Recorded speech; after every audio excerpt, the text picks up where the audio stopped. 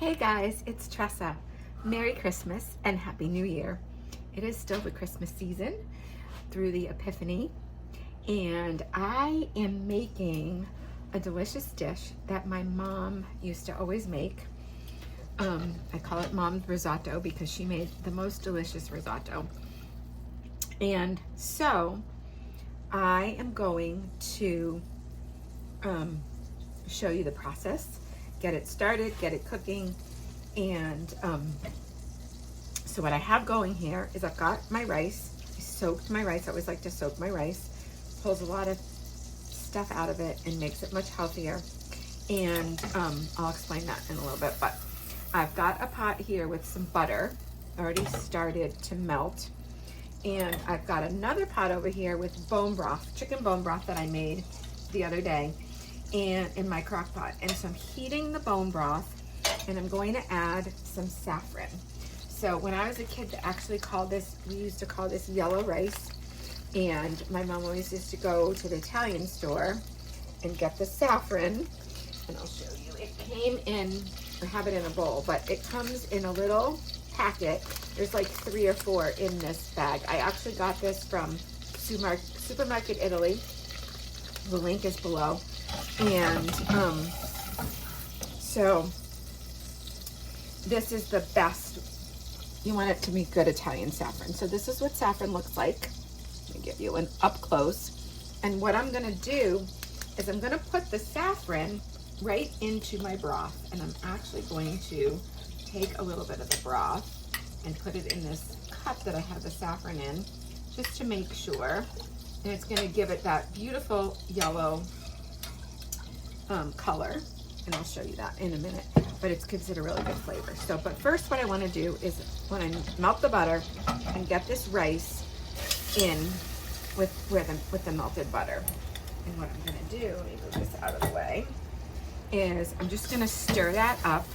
And you kind of wanna almost like, not really brown your rice, but start to cook it a little bit in the butter and get it nice and coated in the butter. And I'm gonna add a little bit of seasoning and then I'll start adding the broth and let it cook. And it's super simple. You can add some white wine if you like to use wine in your cooking. Adding a little white wine to this is great too. You don't need a ton. And you can season it kind of however you want. I'm gonna go with my standard basic salt, basil, and I'm gonna use dark opal basil today that I had in my garden this past summer. If you saw any of my videos that I used that. And so it's dried in a jar, and then I just like to crush it up. And I'm gonna put that in there, and I'm gonna add some oregano. And I think I still have just a tiny bit of oregano left from my garden, so I'm gonna use that up. And same thing, I'm gonna crush it up, rub it between my hands and get it in there. So you can see that rice, it's nice and coated in the butter, and it's just starting to, not really brown, but like a little bit of toastiness. Like you almost wanna toast the rice in the butter. And once you've got that well coated and you've got some seasoning in, then what you're gonna do is you're gonna take so now look at the beautiful yellow color of this broth from the saffron. And it smells really good. And I'm gonna just start putting, I'll probably do like 3 ladles. And if I need to add more broth, I'll just heat more broth up. I think I'll have plenty of saffron for this. And you wanna just do, and I'm gonna keep that on low just so that it stays warm, because you want it to be nice and hot so that as you add it to your rice, you're not bringing your temperature down, right? So you can see that in there with the rice, and I'm just gonna let it cook down until that it absorbs. And I'll keep adding more and more of the broth and just let it absorb, let it cook in with the rice until the rice is cooked. And oh, I also wanted to add a little bit of this. I had this really nice saffron sea salt that I got, and it's really nice salt. I'll show you the lid. I actually got it a while ago and I haven't even had a chance to use it yet. I also got that from Supermarket Italy. And look at that, I'm just opening it for the first time because I was waiting to make this rice.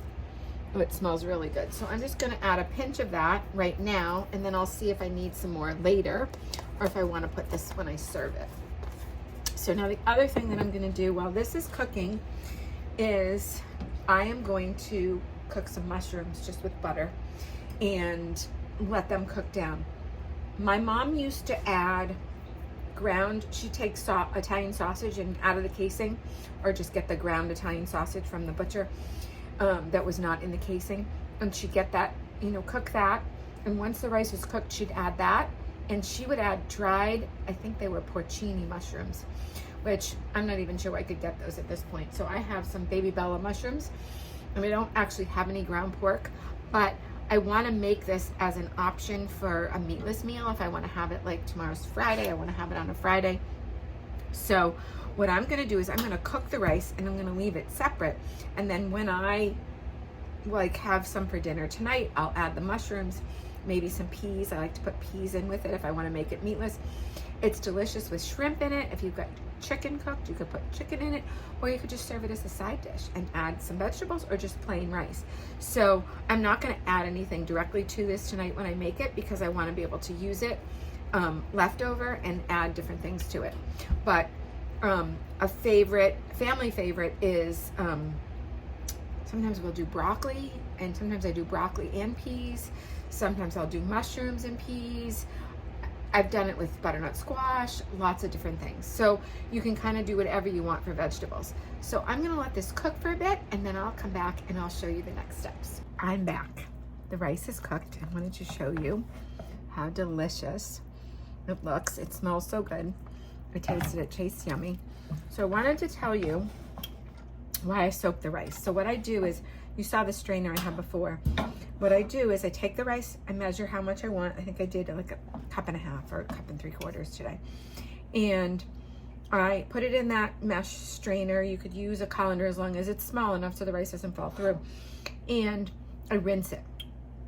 And then I put it in a bowl with a cover, and I put filtered water in the bowl to cover it, and maybe add like an extra cup or two, so there's plenty of room in there for it to absorb.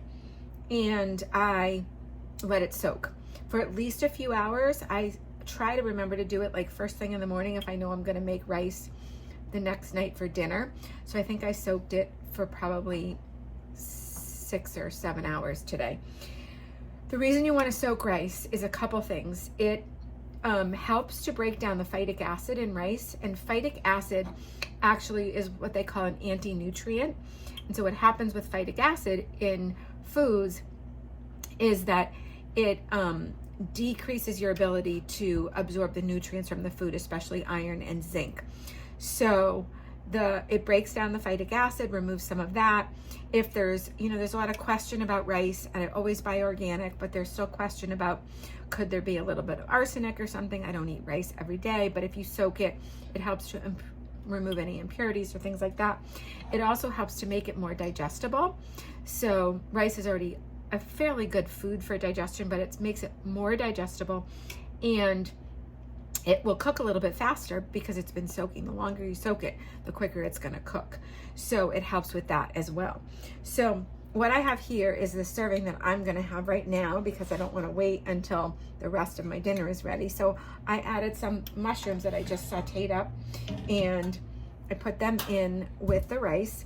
And then what I'm going to do is I'm going to top it with little grated cheese. I like to use Pecorino Romano. Some people would prefer Parmesan or a combination of both, but I just think it's great with a little bit of extra cheese on top. And I'm gonna have this and split my dinner in two, and when my rest of my meal is ready, I'll eat that. But this is so delicious, I don't want to wait. So I'm gonna have this now. And like I said, I'll use it leftover. Now, traditionally, my mom always made it with the pork, and she would put that in.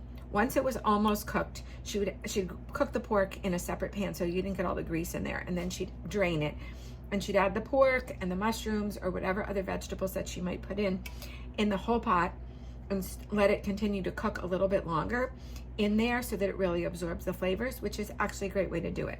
And that would be the way that I would recommend. And the recipe that I'll give you will be for that full recipe. So most important thing though is getting the rice right and making sure that you're heating the broth, you're doing the butter, and you're adding the broth a little bit at a time until you get it to the point where it's cooked. So you don't want to add too much broth when you get towards the end, because you want to make sure that you're just adding a little bit at a time till you get it right to that point. You don't want it to get overcooked because then it's mushy. But risotto is delicious. I hope you're having a great day wherever you are. God bless. Check the links below. I'll put the recipe there, and there's some great links to check out. You want to join my private group. I have a private group not on social media that you can join and get lots more tips from me. I hope you're having a great day. God bless.